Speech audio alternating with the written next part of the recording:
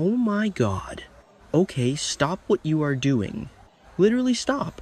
Put down the coffee, pause the show. Wait, no, don't pause the show if it's on, but just listen to me. I am screaming. I am literally screaming right now. I can't even deal. I'm shaking. So I was just scrolling through the spoilers for Monday, February 23rd, and I feel like I've been hit by a truck. A really emotional, nostalgic truck driven by General Hospital riders who want to destroy me personally. You know how I get about Luke Spencer. You know. I have been a mess about this since, well, forever, but specifically since Anthony Geary passed away. Can you believe it's been over a year? The 14th of December 2024. I remember exactly where I was when the news broke. I was literally in the middle of a Zoom meeting and I had to turn my camera off because I started ugly crying. And now GH is finally airing the tribute episode this coming Monday, and I am not ready. I am physically not prepared. Okay, so let me back up because I'm hyperventilating. The spoilers just dropped and it's everything. It is literally everything. I'm reading this and my jaw is on the floor. So the whole episode is a tribute to Tony Geary, right? But it's done through the characters remembering Luke. And honestly, it's about time. I know, Luke Spencer the character died in 2022, which don't even get me started on that. I'm still mad about the cable car accident. But I'll get to that in a second. But this is different. This is like the final goodbye. The real goodbye. So picture this. It starts with Lulu. Lulu, my girl. She's at home, right? And she bends down to pick something up from a bookcase. I swear, if she hurts herself, I'm going to lose it. She's been through enough, and she finds a photo of her dad. A photo of Luke. And she just looks at it, tears in her eyes, and whispers, "Hi, Dad. I'm dead. I am deceased. Just bury me now." And then, okay, this is where it gets good. Tracy Quartermain is there. Tracy, the absolute queen of Port Charles. I honestly worship the ground she walks on. She sees Lulu getting emotional and she steps up classic Tracy style, but with that heart she tries so hard to hide. She tells Lulu, "You and I are going to honor your dad." I got chills just reading that. Chills? Because you know Tracy loved him. Like, really loved him. Even when he was being a chaotic disaster, which was literally 95% of the time. Wait, I forgot to tell you the most heartbreaking part. Lauda. There's this scene in the spoilers, I'm literally tearing up typing this, where Laura Collins is sitting in a church pew, alone, and there are candles being lit on the altar in the background. It's all super somber and beautiful. And she just says, "Luke, you never left me. Excuse me, you never left me. I am sobbing. I am a puddle on the floor." That is the history of television right there. Luke and Laura. The wedding. The run from Frank Smith. Everything. It's like no matter who she married, no matter how much time passed, he was always part of her. And hearing her say that, after everything, it's too much, my heart can't take it. And then we cut to Carly's house. Of course, we're at Carly's house. We're always at Carly's house. And Sonny Corinthos is there. And you know, Sonny, he's usually all tough guy, mob boss with a heart of gold or whatever. But he drops this line. "Luke was one of my friends. My brother." And I was like, okay, yes. Yes, he was. Remember the early days. Wait, I'm getting ahead of myself because there's a flashback about this later. But just hold that thought.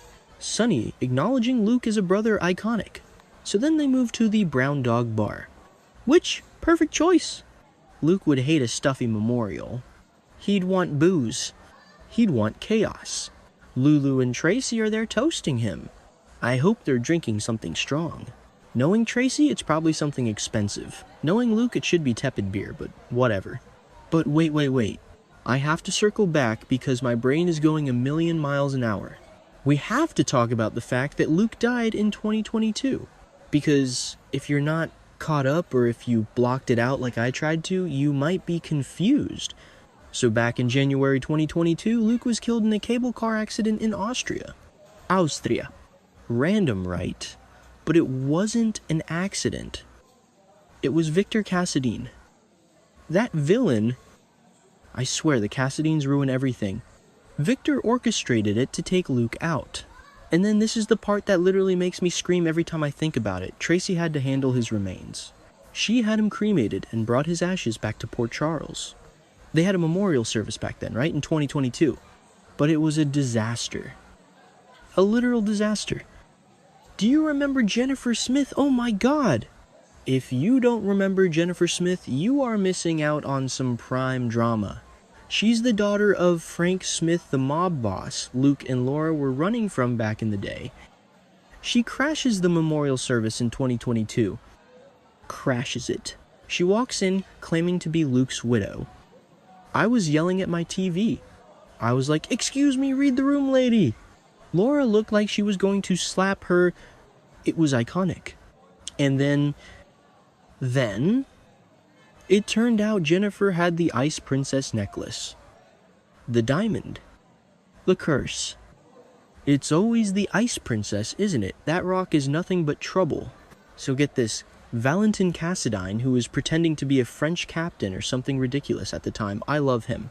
But he's insane, chased her down. Anna Devane and Felicia Scorpio were there too. It was this whole caper. Jennifer got arrested and sent to Steinmauer prison. Good riddance. So that was the first memorial. A total circus. Which honestly, Luke probably would have loved. He loved a spectacle. But this Monday is the real deal. This is the cast saying goodbye to Tony. Okay, back to the spoilers for Monday because I got sidetracked by the Ice Princess drama. Can you blame me? There's this scene at the pier.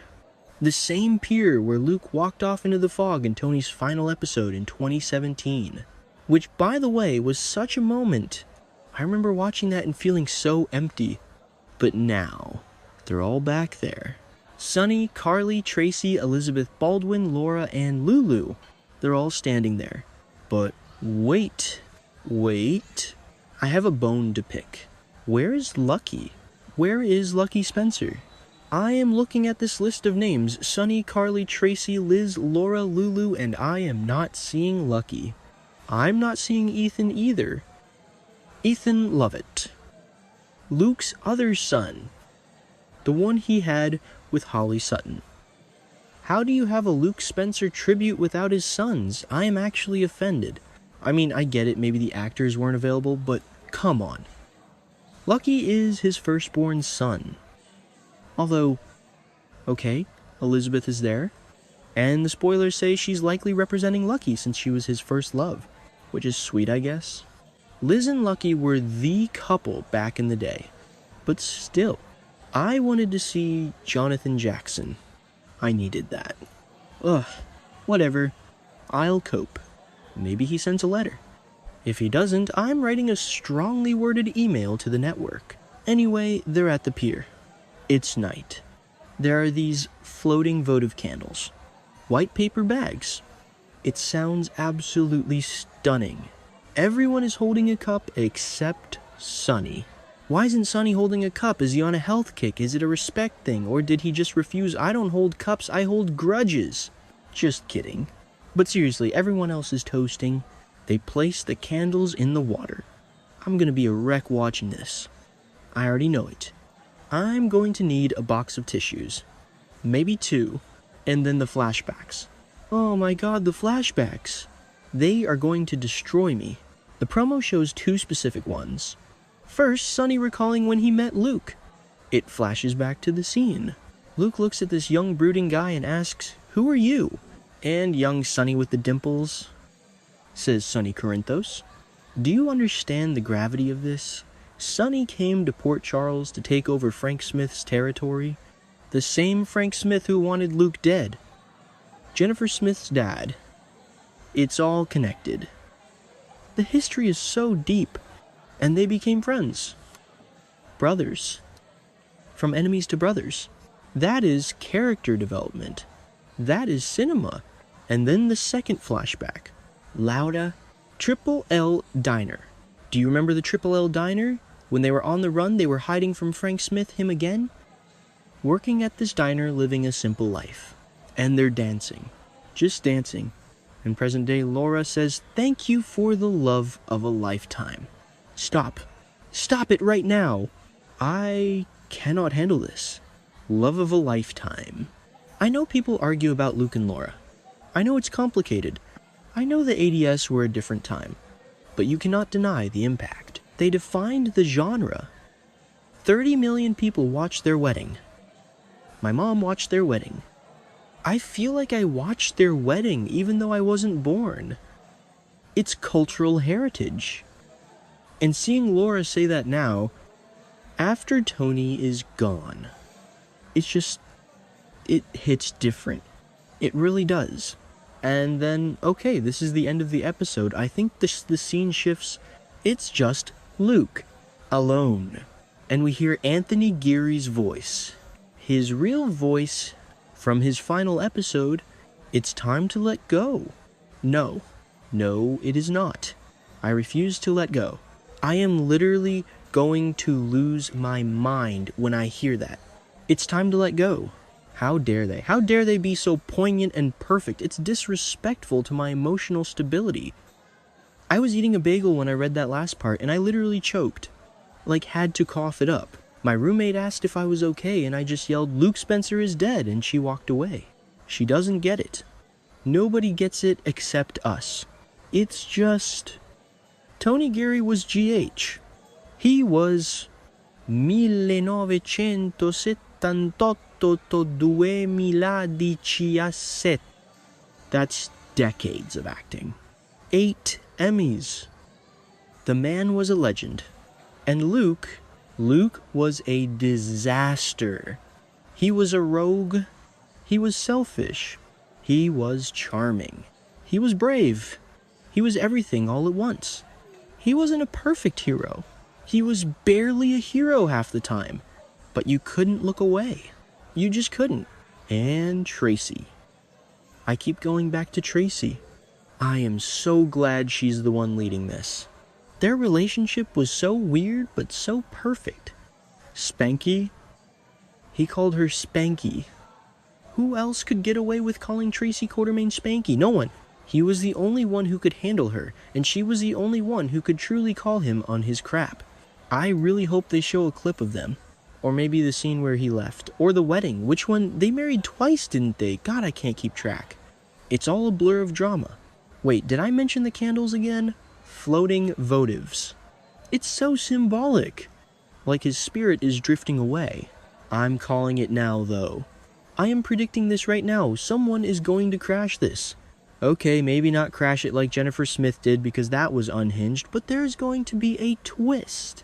Or maybe not. Maybe they'll just let it be a nice tribute. No, this is General Hospital. There's never just a nice tribute. Maybe Cyrus Renaud is lurking in the shadows? No, he's in jail. Or is he? I can't remember what happened to him last week. I was too focused on the Quartermaine picnic drama. But seriously, Monday is the day. We all have to watch. We have to witness this. It's the end of an era. Like, the actual end. I'm just imagining the cast filming this. It must have been so hard for Jeannie Francis Laura. And Jane Elliott Tracy. They worked with Tony for years. Decades? Those tears we see on Monday, those are going to be real. You know they are. They aren't acting. That's Jeannie saying goodbye to Tony. That's Jane saying goodbye to her friend. And Maurice Bernard Sonny. He loved Tony. He always talks about how much he learned from him. So when Sonny says he was my brother, that's Maurice talking too. I'm getting emotional again. I need to pull it together. But seriously, why no Lucky? It's bothering me. It's really bothering me. He's the son. He should be there. Even just to stand in from the back. Put a wig on someone. I don't care. Just make it look like Lucky is there.